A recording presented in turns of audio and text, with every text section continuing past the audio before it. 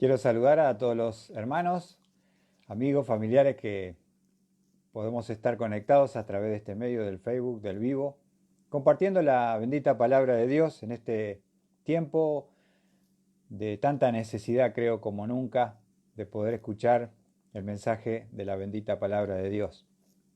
Estamos hablando de un tema fundamental para nuestras vidas, como es el Señor proveerá. Y tomando la porción y la historia de Elías, y ya hemos compartido el domingo pasado, cómo en medio del juicio y la ira de Dios desatada sobre Israel por la idolatría que había introducido Acab con Jezabel, a través de los sacerdotes de Acera y Baal, Dios manda un castigo, una disciplina a su pueblo, como ya estaba descrito en la ley, en Deuteronomio, como hemos visto, que no iba a llover si ellos dejaban a Dios. No iba a haber la lluvia temprana y la tardía. Y como consecuencia de la falta de lluvia iba a venir el hambre, la escasez, la muerte y la miseria económica. Un pueblo agrícola ganadero como era Israel. Imagínense sin esas dos lluvias fundamentales iban a perecer. Ahora, Dios quería llamar la atención del rey y del pueblo para que se arrepintiesen y volvieran al Señor, a Jehová. Ahora, en medio de esa circunstancia y disciplina y juicio de Dios sobre Israel, a la vez podemos ver una historia que estamos contemplando en Primera de Reyes, capítulo 17, donde Dios va a proteger de la persecución que estaba a Jezabel enviando, matando a los profetas del Señor, de Jehová, y va a protegerlo y le va a decir, vete, después de cumplir su ministerio, al arroyo, ahí al Querit, al arroyo Querit, y ahí yo te voy a sustentar. Ahí va a tener dos cosas el profeta, protección de la persecución y provisión para sus necesidades. Y una de las características que me encanta del profeta Elías es su obediencia. Él no razona, no cuestiona, no se fija en la lógica de lo que Dios le dice, sino que cree en el poder de Dios. Y le dice Dios, vas a tomar agua del arroyo y yo he ordenado a los cuervos que te sustenten allí.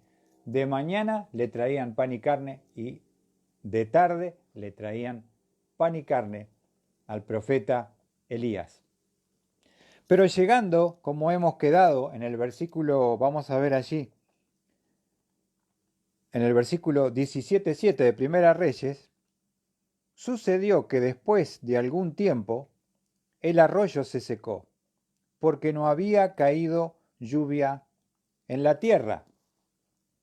Y esto es el gran tema que quisiera desarrollar en esta noche, mis queridos y amados hermanos y amigos que pueden ver este mensaje de la palabra. ¿Qué pasa cuando el arroyo se seca?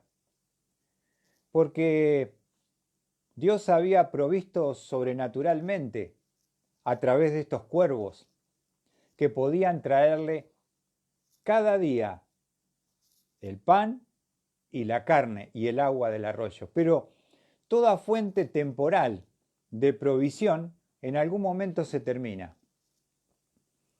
Y eso nos habla para meditar, queridos hermanos, que muchas veces donde nosotros estamos poniendo nuestra seguridad. Y muchas veces nuestra seguridad está puesta en lugares o en personas. O esa confianza puede estar puesta en sí mismo, en nuestras fuerzas, en nuestras capacidades. Y ahora que nos toca vivir en este tiempo de pandemia, donde hay mucha limitación en cuanto a la actividad económica, al trabajo, y donde muchos hermanos están siendo afectados también por la falta de provisión. Es donde uno tiene que meditar y pensar, ¿dónde tengo yo mi seguridad? Y cuando uno la tiene en un lugar, o cuando uno la tiene en una persona o en personas, o cuando uno la tiene en sí mismo, en su propia capacidad, quiero mostrarles un versículo en el Nuevo Testamento que se encuentra en el libro de Segunda de Corintios, y es el ejemplo del apóstol Pablo. Segunda Corintios capítulo 1. Vamos a ver cómo el gran apóstol Pablo, tenemos siempre esta imagen, ¿no?, de un hombre poderoso, pero poderoso en Dios, no poderoso por lo que él era, sino porque él era un hombre lleno de la presencia de Dios y era un hombre entregado para servir y agradar a Dios. Pero a veces también le tocó situaciones como cuando, recordarán, no sé si todos, pero él quería ir a llevar la palabra a Asia, al Asia Menor, a ese continente. Cuando él quiso ir, dice que el Espíritu del Señor no se lo permitió. Indudablemente que era un lugar que él desconocía, la actividad satánica, diabólica que había en ese lugar. Y que él no estaba tal vez preparado todavía para llegar con el Evangelio. Ahora va a pasar el tiempo y Dios le va a permitir llegar y cumplir su deseo de llevar el Evangelio al Asia Menor. Y en el capítulo 2 Corintios, capítulo 1, versículo 8 dice: porque no queremos que ignoréis, hermanos, acerca de nuestra aflicción sufrida en Asia, porque fuimos abrumados sobremanera, más allá de nuestras fuerzas, de modo que hasta perdimos la esperanza de salir con vida. De hecho, dentro de nosotros mismos ya teníamos la sentencia de muerte, a fin de que no confiáramos en nosotros mismos, sino en Dios, que resucita a los muertos. Ahora, dice Pablo, de hecho dentro de nosotros mismos teníamos la sentencia de muerte. Ellos pensaron que estaban condenados y que no iban a escapar.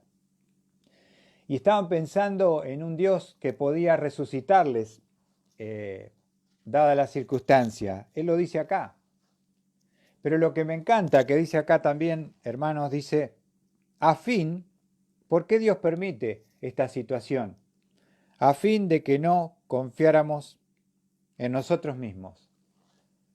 No confiáramos en nosotros mismos. Y justamente esa es una de las situaciones que normalmente nos toca, es que nosotros confiamos en nosotros mismos. Confiamos en nuestra capacidad, en nuestra fuerza, en nuestra sabiduría. Y no estamos confiando plenamente en nuestro gran y poderoso Dios. ¿Y cuándo nos damos cuenta que estamos confiando en nosotros mismos? Cuando ya nosotros no podemos hacer nada. Cuando las cosas se nos escapan de las manos. Cuando yo no puedo, por mi esfuerzo, obtener mi sustento. Y necesito justamente depender de Dios. Y ese es el gran problema en este tiempo, creo, mis amados hermanos, que estamos en un terreno en el cual nosotros no estamos acostumbrados a que Dios nos lleve. Y es el terreno de la fe. Y es el terreno de la confianza plena en Dios. Todos decimos, bueno, yo estoy tranquilo porque tengo trabajo, porque tengo un contrato, porque estoy efectivo, porque tengo dinero guardado. Nosotros queremos siempre estar asegurando nuestras necesidades y nuestro futuro. Pero la verdad es que la palabra de Dios nos enseña que nosotros debemos depositar nuestra confianza y seguridad en Dios. En Dios. Y ahora que muchas veces estamos bajo esta circunstancia, nos damos cuenta que nos encontramos en una completa debilidad y en un terreno que nosotros nos sentimos completamente inseguros y nos damos cuenta ahora que tal vez no hemos estado dejando nuestra confianza en nuestro Dios. Y allí en Primera de Pedro, capítulo 1, quiero también mostrarles en el versículo 6 y 7, nos dice Pedro, en lo cual os regocijáis grandemente, aunque ahora por un poco de tiempo. Si es necesario, seáis afligido con diversas pruebas, para que la prueba de vuestra fe, más preciosa que el oro, que perece, aunque probado por fuego, sea hallada que resulta en alabanza, gloria y honor en la revelación de Jesucristo. Justamente la fe, para que pueda crecer, tiene que ser probada. Y cuando llegamos a la situación que le tocó al profeta Elías, que estamos viendo allí en Primera Reyes 17, esta prueba está representada en el versículo 7, donde dice, sucedió que después de algún tiempo el arroyo se secó porque no había caído lluvia en la tierra. ¿Qué pasa, mi hermano, cuando el arroyo se seca? ¿Qué pasa cuando no tengo trabajo? ¿Qué pasa cuando estoy enfermo? ¿Qué pasa cuando no puedo salir a ganar el dinero? ¿Qué pasa cuando mi actividad está completamente parada? ¿Cómo puedo sobrevivir y vivir en este tiempo? ¿Qué pasa cuando el arroyo se seca? ¿Qué pasa cuando hace un tiempo hablaba con un hermano y me decía, yo tenía todo asegurado, la parte económica, la parte afectiva, la parte salud, y de repente me encontré envuelto en que perdí la salud, perdí la pareja y la actividad económica se está cayendo a pedazos. Y se produce un conflicto, se produce verdaderamente una guerra en nuestra mente. ¿Cómo no caer en la desesperanza, en el desánimo? ¿Cómo no deprimirme? ¿Cómo no dejar de luchar? Y justamente eso sucede cuando el arroyo se seca, mi hermano, que es esa fuente que Dios abrió temporalmente. Pero no debemos estar confiando en el arroyo, en la circunstancia que Dios usó para proveernos en un determinado momento, sino en el Dios que ha creado los arroyos, los ríos y los mares, los océanos del mundo. Debemos aprender, y en este tiempo Dios nos está desafiando, a confiar no en lugares, no en personas, no en nosotros mismos, sino a depositar nuestra confianza en nuestro poderoso Dios. Depositar nuestra confianza en nuestro poderoso Dios. Yo recuerdo obviamente momentos donde tuve que dejar de trabajar, en un momento me operaron de la hernia y tenía un trabajo, tenía un sustento, no era mucho, pero era lo que Dios usaba para que pudiera traer el alimento a casa. Y me operé y no podía ya salir a la actividad. Y recuerdo que no tenía para pagar la luz en ese momento. Y compartiendo con un hermano, Dios tocó su corazón y me ofrendó, me acuerdo, con ese amor, porque vio la situación, porque vio la necesidad. Y Dios lo levantó en ese momento de debilidad. Entonces, Dios puede usar como Dios soberano lo que quiera, cuando Él quiera y como quiera. El problema no lo tiene Dios, el problema lo tenemos nosotros cuando desarrollamos nuestra confianza en los lugares o en las personas o en nosotros mismos. Ahora, quiero mostrarles algo que también en el tiempo que vamos a ver allí en el versículo 8, vino después a él palabra del Señor diciendo. Vino a él palabra del Señor diciendo.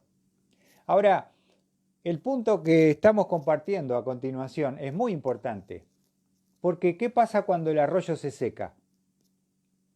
Por lo general, uno cae en un estado de desesperación, pérdida de fe, depresión, angustia, queda paralizado, inmovilizado y no sabemos dónde ir y qué hacer. Ahora este punto es muy importante. Prohibido moverme hasta que Dios me hable. Prohibido moverme hasta que Dios me hable. Recuérdelo, prohibido moverme hasta que Dios me hable. ¿Qué pasa cuando la fuente se agota temporal? Tengo que quedarme quieto, no moverme hasta que el Señor me pueda indicar el paso a seguir. Ahora, una cosa es decirlo, otra diferente es practicarlo. Porque tal vez yo hubiera sido Elías, veo que el agua cada día va bajando el caudal y yo digo, mañana qué vamos a hacer, y pasado con mucho esfuerzo sacaba los últimos poco de agua que quedaba, y ahí te entra la duda de decir, ¿y ahora Dios? Vos me mandaste acá. Este arroyo, vos me enviaste. Yo pensé que el arroyo no se iba a secar, pero la cosa es que el arroyo se secó. Y el tema es que no se seque la fe, que no se seque la confianza y que yo tenga cuidado, porque cuando las puertas se cierran, las fuentes se agotan, nosotros tenemos una tendencia a querer, en la desesperación, movernos por nuestra propia fuerza.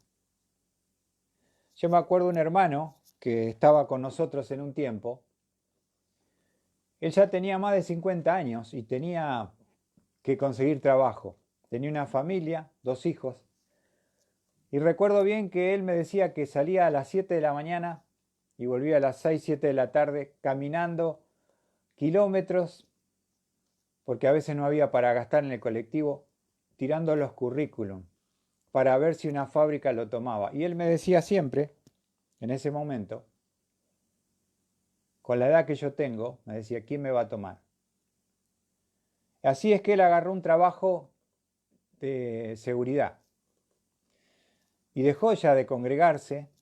Y yo le decía, mirá, yo creo que este trabajo que te salió no es del Señor, porque estamos orando por una provisión, pero este trabajo te está impidiendo cumplir con el mandato de Dios, que es congregarse, que es estar en la iglesia, que es escuchar la palabra. Era una persona muy disciplinada, era una persona que leía su Biblia todos los días, que escuchaba la radio BBN religiosamente.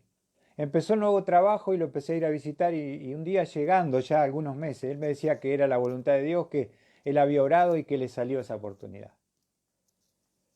Y le digo, ¿cómo anda tu lectura? Y me dice, no estoy leyendo la Biblia, Luis. Y la BBN estaba apagada.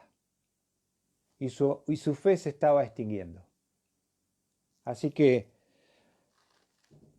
un día salí un trabajo y Dios me dio la posibilidad de ir a buscarlo.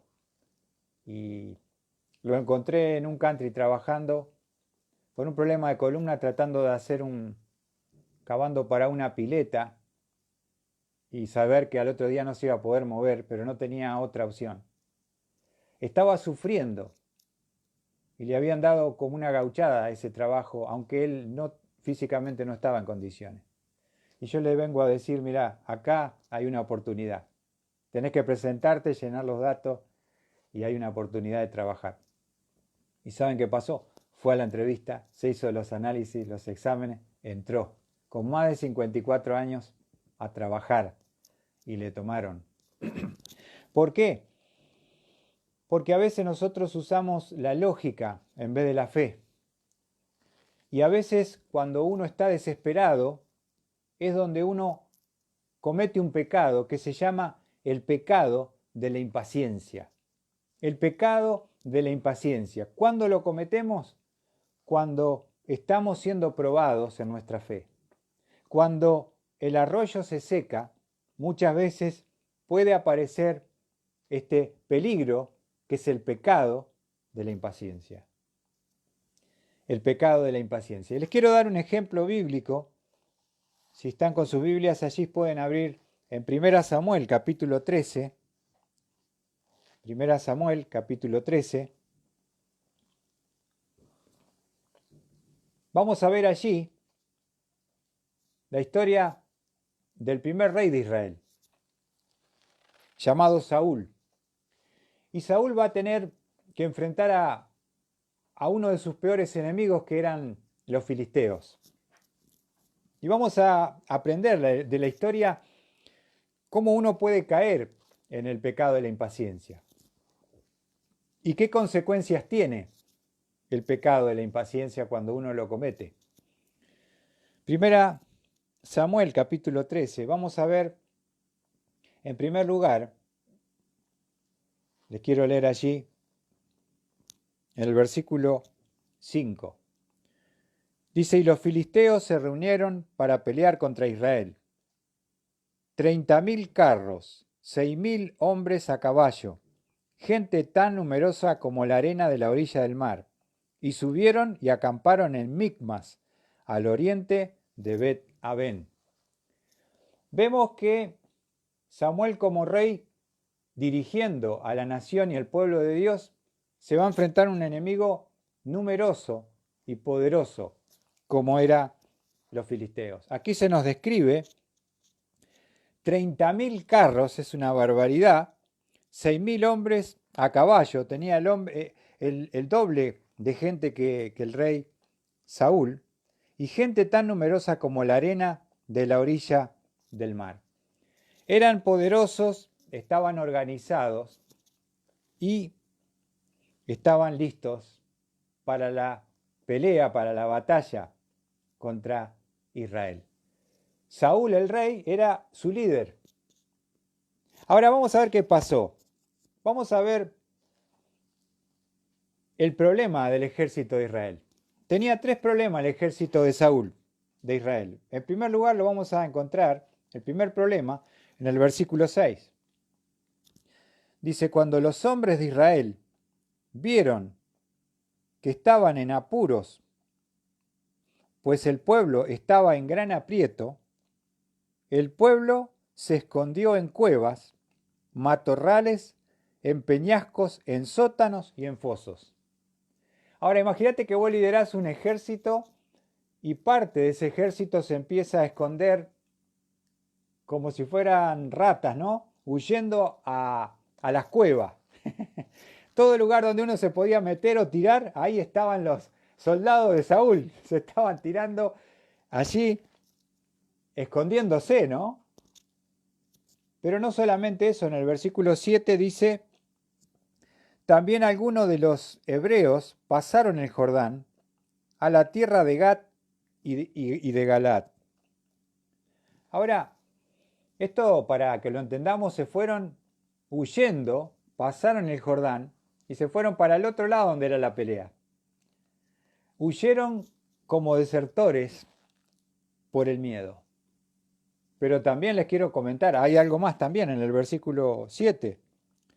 Dice, también algunos de los hebreos pasaron el Jordán a la tierra de Gat, de Galad, pero Saúl estaba todavía en Gilgal y todo el pueblo le seguía tembloroso.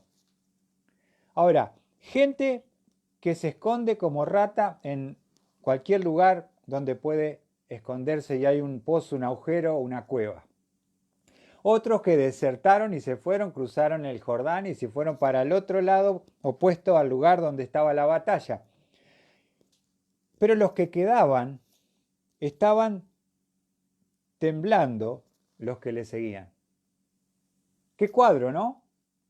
Qué cuadro. Ahora, ¿saben una cosa? Que no importa la circunstancia, no importa lo que nos rodea, no importa lo que hagan los demás. El hombre de Dios, el líder de una familia que es el varón, la cabeza, debe tener siempre esa fe, esa confianza en nuestro Dios en los momentos difíciles. Porque es fácil confiar en Dios cuando todo está perfecto, cuando hay trabajo, cuando hay salud, cuando hay dinero. Somos todos creyentes, decimos aleluya, gloria al Señor, bendito sea su nombre, alabado el Señor.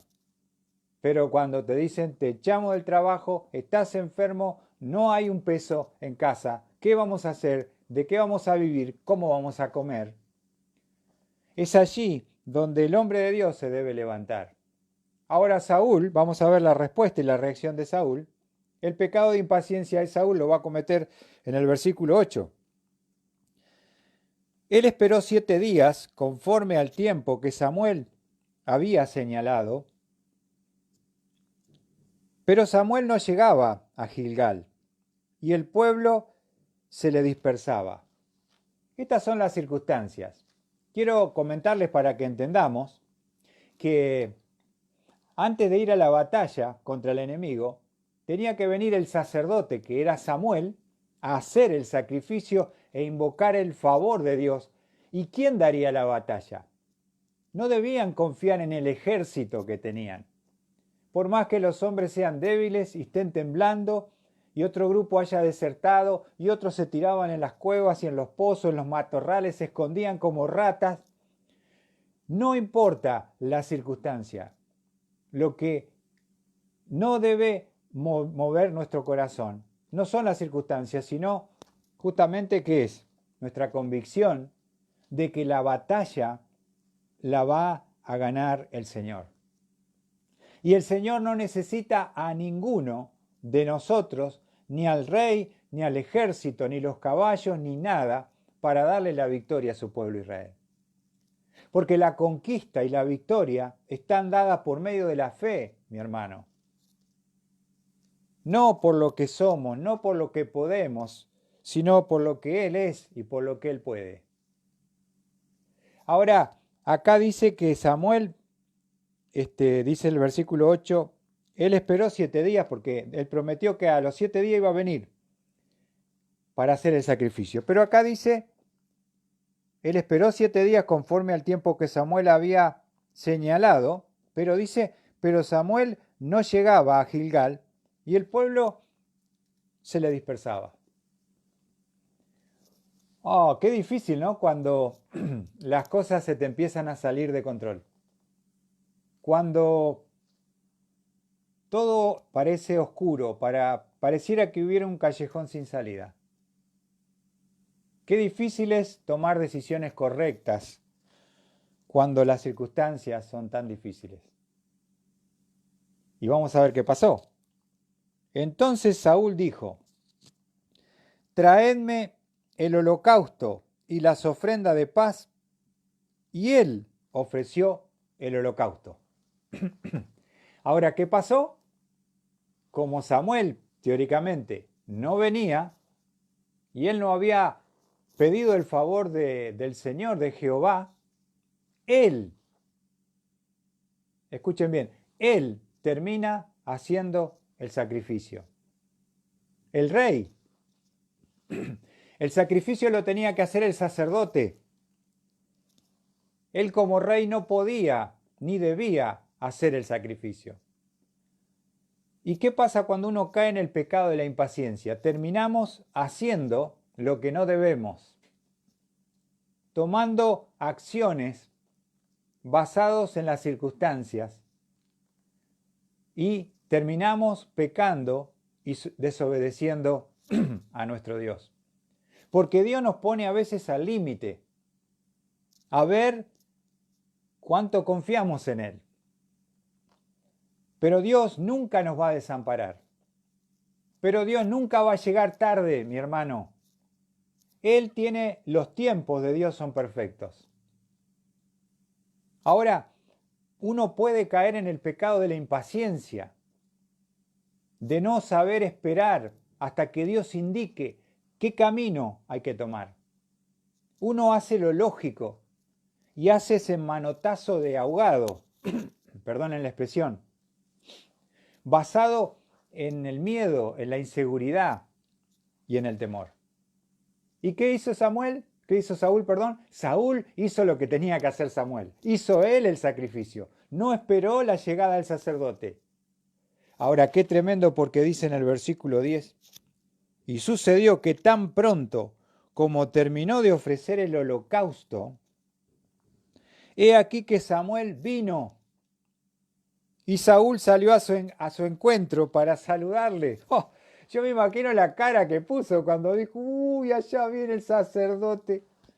Cuando se entere, porque estaba humeando el sacrificio, ¿qué le digo? ¿Qué le digo al sacerdote? Ahora, es importante, ¿no? Es impresionante la palabra porque dice aquí la palabra de Dios, versículo 11. Pero Samuel dijo, ¿qué has hecho? ¿Qué has hecho? Miren qué pregunta sencilla. Saúl, le dice Samuel, ¿qué has hecho? ¿Qué hiciste? La respuesta de una persona sincera debe ser, hice algo mal. Actué en temor y en incredulidad, hice el sacrificio. Perdóname, Samuel, pensé que no llegaba. Ahora, esto es tan viejo como el hombre, ¿no? Porque el hombre cuando el pecado entró en su vida y Dios le dijo a Adán, Adán, ¿tomaste el fruto que yo te dije que no? Y él dijo, la mujer que me diste, me dio y yo comí. Y a la mujer le dijo, ¿comiste? La serpiente me engañó. Iban pasando la pelota, ¿no? Y siempre tenemos esta actitud humanamente de justificarnos ante el pecado y la desobediencia. Una vez escuché una frase muy sabia que dice así, dale 5 minutos a un creyente y hará de un pecado una virtud. Te lo vuelvo a decir, dale 5 minutos a un creyente y hará o convertirá un pecado en una virtud. Resulta que uno tiene esa capacidad de la carne de poder justificarse en la desobediencia y en las acciones que uno comete. Lo hizo Adán, lo hizo Saúl, lo haces tú, lo hago yo. ¿Cómo nos cuesta reconocer que hemos actuado en incredulidad? Ahora dice, Samuel dijo, ¿qué has hecho? La respuesta era muy simple, ¿no? Pero miren lo que dice él. Y Saúl respondió, como vi que el pueblo se me dispersaba. Hay cosas que él estuvo poniendo su mirada. En primer lugar, puso su mirada en el pueblo. Cuando tú miras al pueblo, a la gente, te va a desilusionar. Y él miró al pueblo. ¿Y qué pasaba con el pueblo? Se dispersaba. Pero también dice, no solamente miró al pueblo, dice, y tú no llegabas dentro de los días señalados. También puso la mirada en el sacerdote, en el hombre de Dios, que aparentemente no llegaba.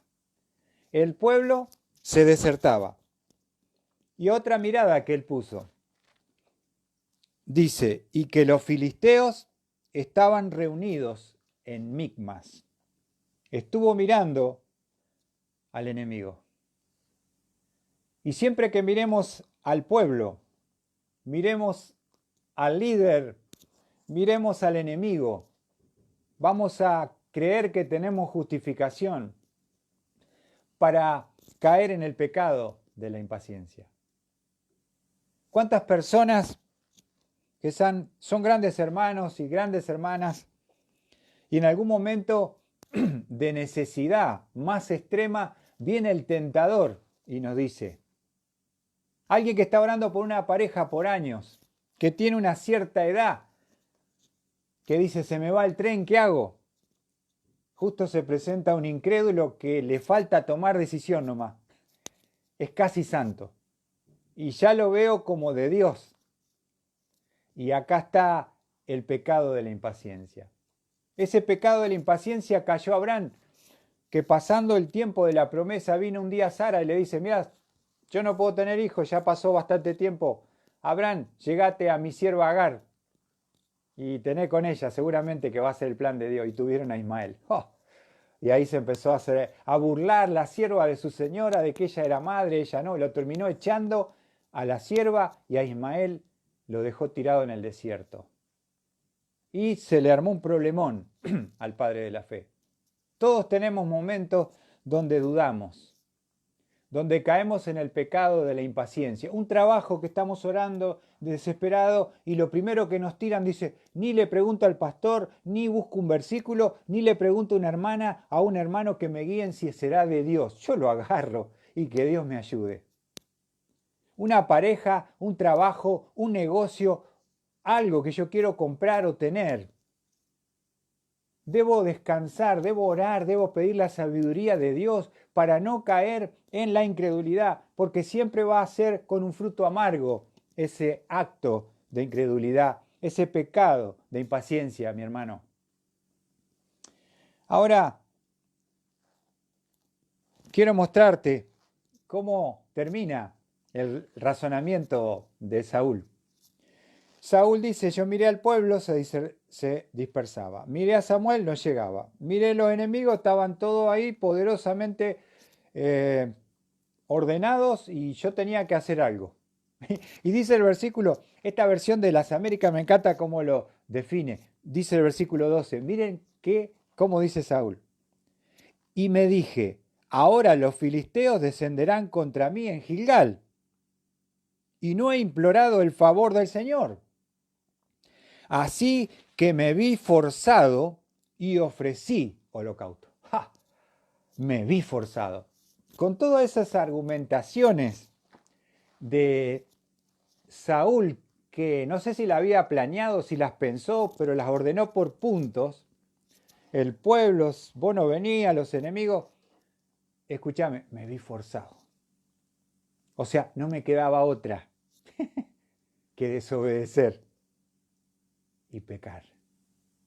¿Cómo nos cuesta reconocer que muchas veces actuamos por impulso, no por fe, por circunstancias, no por la convicción de la palabra de Dios?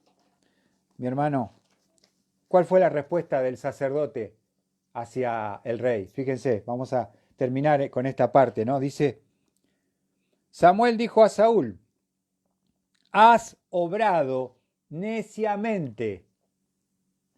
En otras palabras, actuaste como un necio, rey. El sacerdote le dice al rey, has actuado como un necio, como un ignorante que no conoce la palabra, que no conoce a Dios, que no entiende en qué posición está y en cuál posición te puso Dios. Dice, primero, sos un necio, le dice. En segundo lugar, no has guardado el mandamiento que el Señor Dios te ordenó. Y el pecado de impaciencia es locura. El pecado de impaciencia es pecado, porque es desobediencia. Pero el pecado de impaciencia también tiene una consecuencia, porque dice así la palabra del Señor. Pues ahora el Señor hubiera establecido tu reino sobre Israel para siempre. O sea que fue una prueba que Dios puso al rey Saúl, esa circunstancia. Y Dios dice, yo te estaba probando para ver si sos fiel para que tu reino sea para siempre. El pecado de la impaciencia tiene consecuencias. y a veces la llevamos hasta los últimos de nuestros días. ¿No es cierto?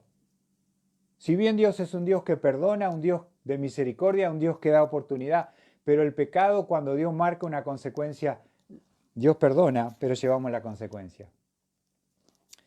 Ahora dice el versículo 14, pero ahora tu reino no perdurará. El Señor ha buscado para sí un hombre conforme a su corazón, y el Señor te ha designado, y el Señor le ha designado como príncipe sobre su pueblo, porque tú no guardaste lo que el Señor ordenó. Fue dura esa palabra, fue tremenda las palabras del sacerdote. ¿Cuán alto precio pagó Saúl por el pecado de impaciencia? Mi hermano, ¿qué pasa cuando el arroyo se seca? ¿Qué pasa cuando llegás con un telegrama de despido a tu hogar? ¿Qué pasa cuando tu rubro no va a trabajar más? ¿Qué pasa cuando la pareja no viene y el tiempo pasa? ¿Qué pasa cuando el deseo de tu corazón de tener tal o cual cosa se posterga? Tenemos el gran peligro de caer en el pecado de la impaciencia. Y les regalo para terminar un versículo magnífico que se encuentra en Isaías. Isaías 41.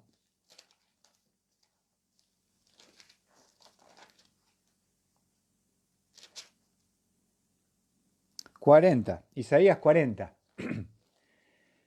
Es un precioso, magnífico y maravilloso versículo que muchas veces lo hemos regalado o nos lo han regalado. Y está allí en Isaías 40, versículo 30. Dice así la palabra del Señor. Aún los mancebos o jóvenes se fatigan y se cansan. Los jóvenes tropiezan y vacilan. Ahora fíjense lo que dice Isaías. Los mancebos se fatigan y se cansan. Los jóvenes tropiezan y vacilan, que son los que más fuerza física tienen. Y por más que uno sea un joven y esté en la plenitud física, se cansa. Pero no habla de un cansancio tal vez simplemente físico, sino el hecho de cansarse de estar esperando en el Señor, de esperar el tiempo de Dios. Y dice el versículo 31, y esta es la promesa que les quiero regalar para terminar. Pero los que esperan en el Señor,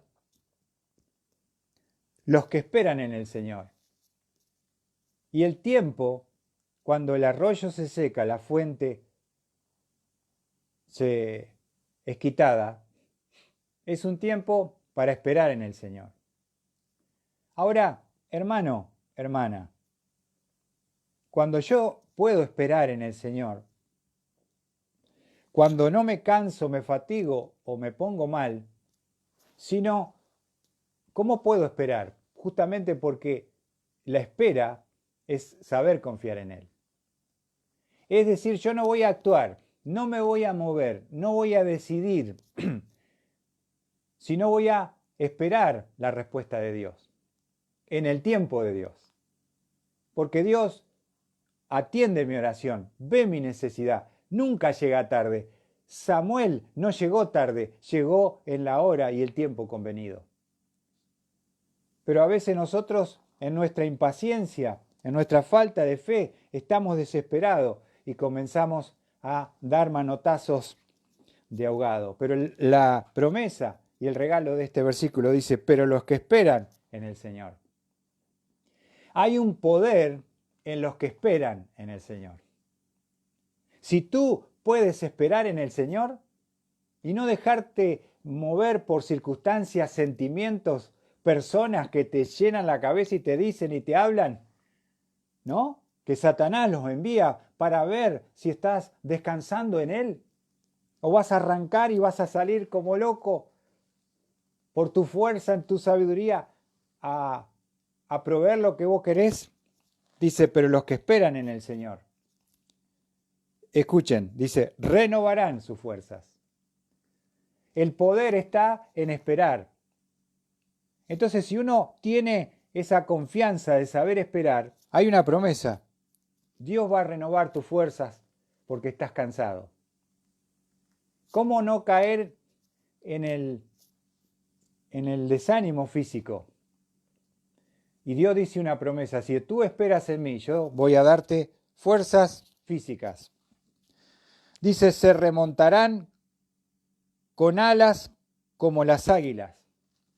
Yo creo que en esta figura de remontar, habla de que los que esperan en el Señor pueden elevarse por sobre las circunstancias que lo rodean y mirar desde la perspectiva divina su situación.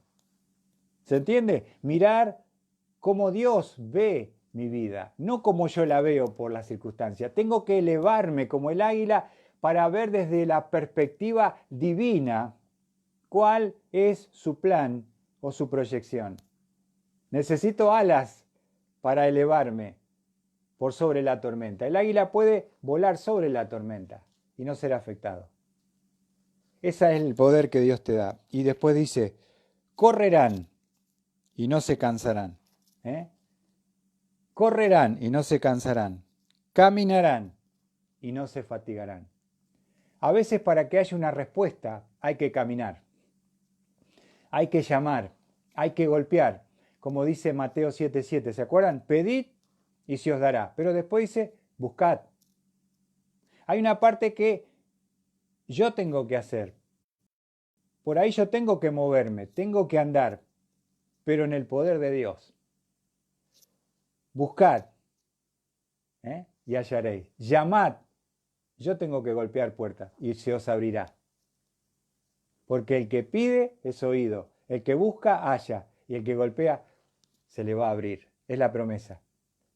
Entonces, yo necesito fuerza para poder correr o para poder caminar. Y si necesito correr, no me voy a cansar. Y si necesito caminar, no me voy a fatigar. ¿Sabes por qué? Porque voy confiado y descanso en el Señor y espero en Él. Espero, me muevo, golpeo, llamo, busco, por ejemplo, un trabajo. Pero si hay un no, no hay una depresión, no hay un desánimo, hay una gratitud, decir gracias a Dios porque esta no era la puerta. Gracias porque esta no era el trabajo.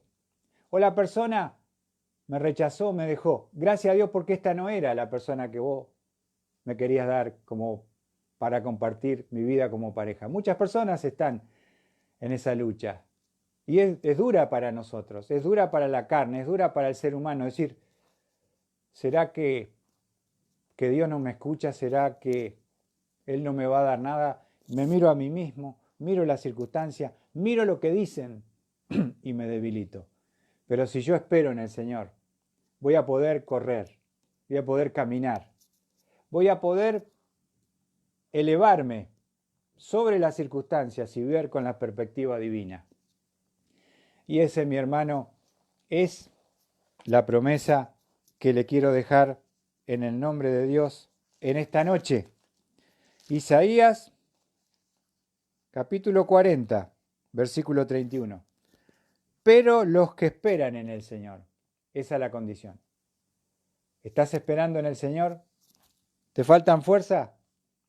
Dios te la va a renovar. ¿Te falta visión de lo que Dios quiere? Vas a levantar como alas de águila. ¿Andás corriendo, buscando? ¿Estás cansado? Dios te va a renovar ese cansancio. Y si estás caminando, tu fatiga se quitará. Dios te dará la fuerza que necesitas para que podamos esperar en la voluntad y en el tiempo de Dios. ¿Saben? Tomé esta enseñanza y paré acá. Estaba pensando en la acción del versículo siguiente, pero Dios me dijo, detenete acá. porque no se habla mucho de esperar, no se habla mucho de confiar, y justamente si yo no confío en Dios, no voy a poder esperar en Él. Voy a caer en la desesperación, voy a caer en la incredulidad, voy a caer en el desánimo y la depresión. Y hay muchos hermanos seguramente que están pasando necesidades, situaciones y circunstancias, y le cuesta ver una luz en el camino. Tal vez a través de esta palabra puedas arrodillarte delante de Dios, de su presencia y decir: Señor, no doy más, pero no quiero caer en el pecado de la impaciencia. No quiero actuar yo, no quiero hacer yo el sacrificio, tengo que saber esperar en ti, tu provisión, porque la voluntad de Dios es buena, es agradable y es perfecta. ¿Y qué pasa cuando el arroyo se seca? No te desesperes, espera en el Señor. Espera que Dios te vuelva a hablar con claridad. Espera que Él te indique cuál es su voluntad. Pero mientras tanto, no hagas ni realices ninguna acción. No tomes decisiones si no estás seguro de que Dios está aprobando con su palabra, con el consejo de hombres y mujeres de Dios, lo que Él tiene preparado para tu vida. ¿Por qué? Porque Saúl nos ha mostrado que él fue un necio, que él fue desobediente y que él perdió privilegios y su posición porque no supo obedecer y esperar el tiempo de Dios. Hermanos, estamos en tiempos difíciles, en tiempos de crisis. Es cuanto más necesitamos aferrarnos con todas nuestras fuerzas al Señor, humillarnos delante de su presencia, clamar a Él por nuestras necesidades, porque Él vela, Él tiene cuidado de nosotros. Él conoce nuestra necesidad, dice el Padre nuestro, antes que nosotros se la pidamos. Pero necesitamos aprender a depender de Dios. Y cuando dependemos de Dios, podemos descansar, podemos esperar su respuesta a lo que le estamos pidiendo. Nunca llega tarde, nunca nos va a dar algo que sea malo para nuestra vida. Y poder agradecer por las puertas que se cierran, por las personas que se alejan, por cosas, proyectos que no se concretan. ¿Sabes por qué? Porque Dios dice: no es lo mejor para vos. Pero es lo que yo quiero, pero no es lo mejor para vos. Dios tiene ya un plan, ya pensó en tu vida, ya lo planeó antes de hacer el mundo, hizo una voluntad especial y específica para tu vida. Solamente busca su dirección. Y cuando uno hace la voluntad de Dios, ¿sabes? No hay lágrimas, no hay arrepentimiento, no hay pesar cuando uno toma una decisión. Así que ánimo a poder esperar en el Señor, descansar en Él, que Él nos guíe hacia el próximo paso. Que el Señor les bendiga, mis hermanos, hermanos de capilla, de muchos lugares donde nos ven, consiervos también que ven a veces las predicaciones. Gracias porque me honran escuchando este mensaje y Dios sea glorificado en todo.